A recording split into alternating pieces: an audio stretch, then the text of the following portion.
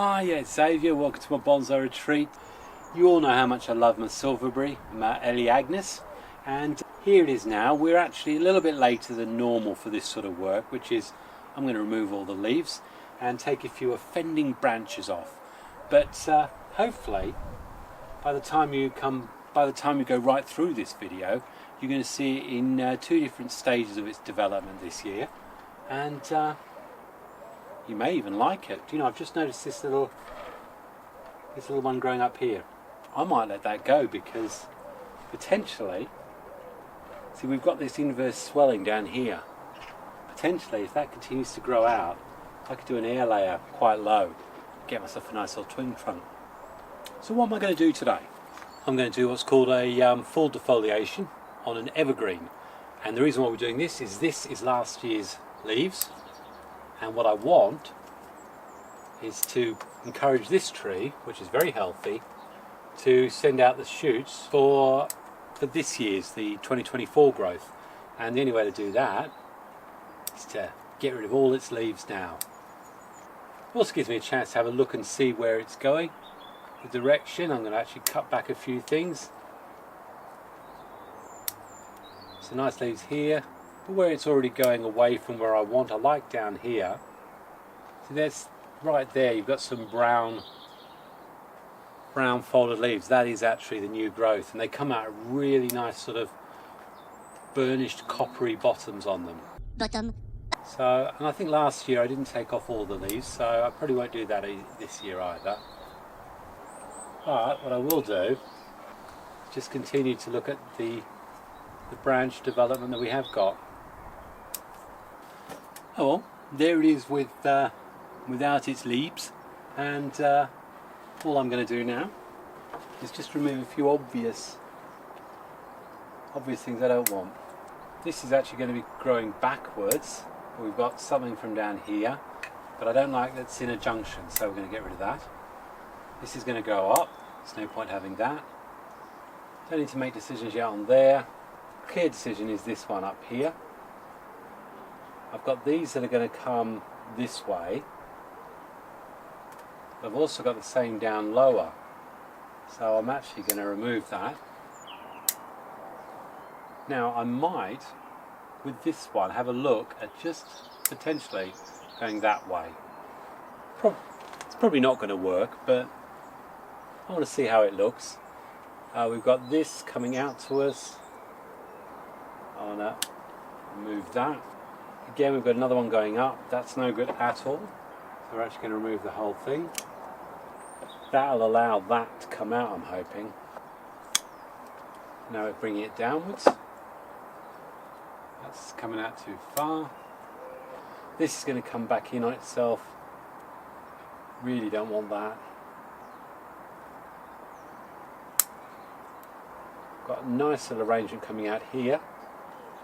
Not sure about this one coming up, but there's nothing else coming from that branch right now, so I'll leave that. And again, right down here there is a little bud, so maybe I'll get something from there. That's going out too far. I want it to come from here. Little bud down there, it's not much good to me. This branch here, the best bud is actually there, so let's get rid of it to there. Again here, got that coming up. There's a junction of 1, 2, so we'll get rid of that. Underneath we've actually got a little branch under here, I think. I don't know whether it's dead or not, so we'll watch that. We don't want this one going up, so we've got this one. And then we get up to the top, and really with the top, that's going up far too far. Let's get it right back. Just take that whole thing off. We've got something coming out from there. Take that off. There's too much going on up here. But for now, I think that probably do. This branch is a bit ugly and clumsy. Roots are looking good. There's a nice base on there actually, and that base has been formed from them circling, but it's bonded together now. So that's the what I'd call the late winter, early spring work. It's probably been done a couple of weeks later than I wanted. It's the first time where we haven't had loads of rain. Last year very successful doing this, so I have no doubt it'll be fine. It's nice, fit and healthy. I imagine on the count of 3 you're probably going to be taking forward another couple of months. 3, Which finger should we use? 3, 2, 1. See you in a minute. Right, well, it's the 25th of April and what is it? It's at least 4 weeks since I did the work. Probably I did the work. Do you know what? You know how long ago I did this, 4, 5, 6 weeks ago. And what you'll see, that hasn't really extended much, although there's a smaller one there that's trying to grow. So let's get rid of that one. There's the original green leaves that are left. But if you look around, there are these magnificent, coppery, burnished small leaves developing. And this is why we do this early pruning on Elaeagnus. Let's get in close and have a look, shall we? I mean, honestly, this growth is absolutely stunning. Really coppery, beautiful. So I'm going to let all these flush out, develop. But look at that, absolutely fantastic. Looking at that, that may actually be a much better front for this tree. Probably cut back again here. Got a little one there we're not going to want, so we'll get rid of that now. And that's the sort of work. There's another one down here. A little bit of tidy up there. Absolutely magnificent. Really happy with how these are working out. So, I imagine the next time we're going to be looking at this is going to be end of May, when we're going to see all those leaves out in full growth, and I might well then have another little look at them and see if there's anything I want to remove. See you in a few weeks' time. Well, hasn't time flied? It's the 15th of May. My daughter got married last weekend, and of course you'll have all seen the video about that and how I prep my show trees, but do you know what I realised? You haven't an update on the Elaeagnus. And you know, second year running that I've done the what you would call early spring full defoliation, and probably this year I did a bit late, so I was a little worried. But guess what? Look at it. I mean, we've got this lovely coppery burnished leaves, all of them opened up with lots of new flushes, and I think this is looking pretty good. I think what has come out though straight away is that really isn't going to achieve anything. I don't know, I had some idea that maybe we could develop a little trunk out there, but that's going to be running pretty well parallel to this. I think not, so shall we remove that?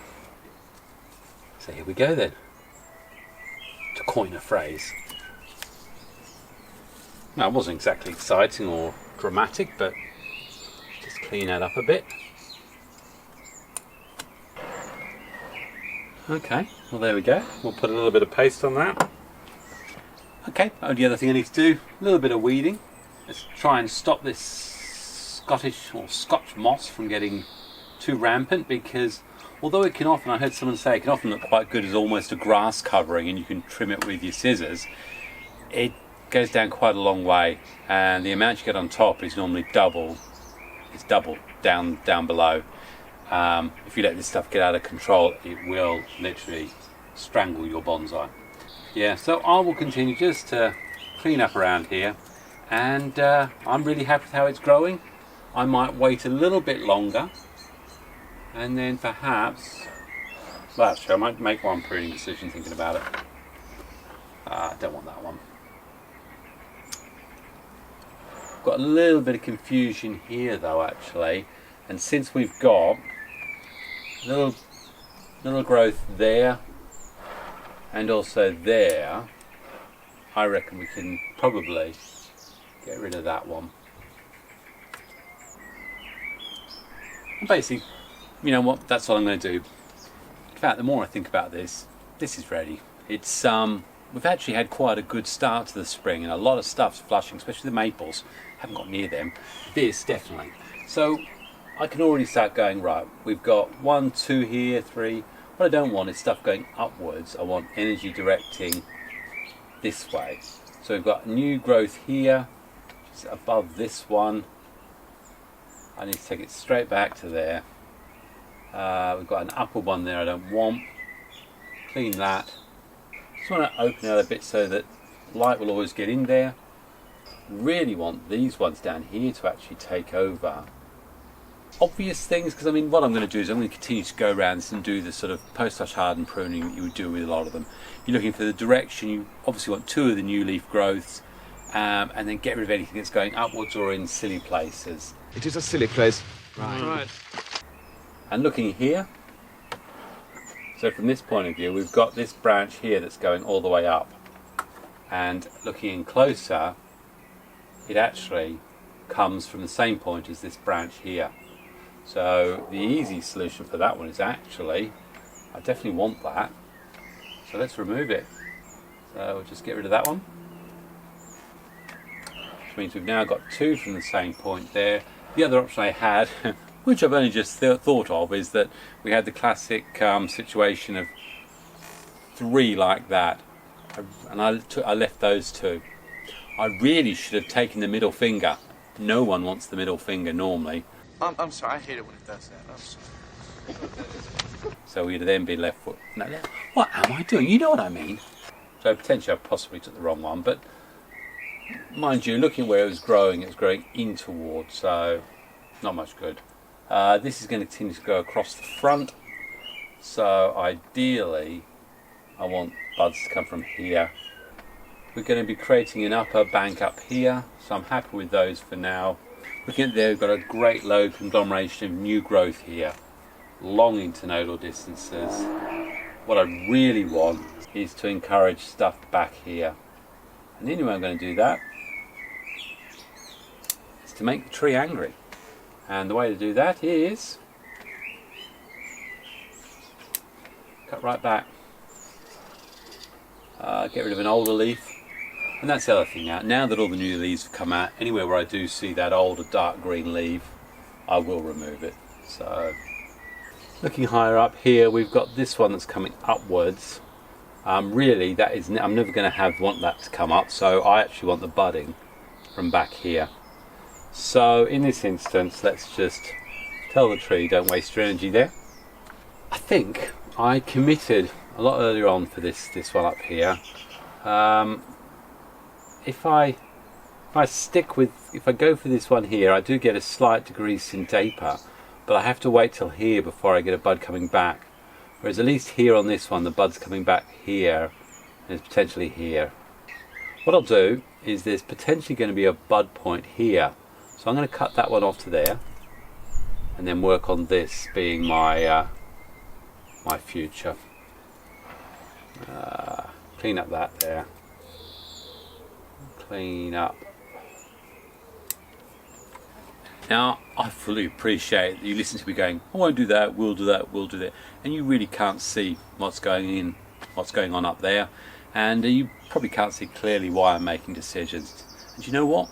It really is down to personal preference, and you know, I've learned when I've been following people, it's recognizing that you're looking at primarily opening up the space, making sure that new buds are going in the direction you want them, and just cutting back. So you're telling the tree, give me something more if you can.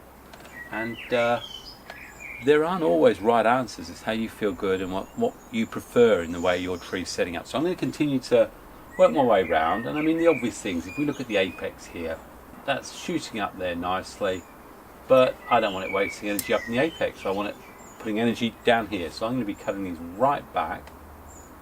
What have we got on this growth here? I'll cut it back to there. Get rid of that one there. Under here we've got a right old mush of stuff going, plus a leaf up there getting in the way. What I really want is a bud to come out from there, so we keep ourselves horizontal. This great long thing here, absolutely no good to anybody.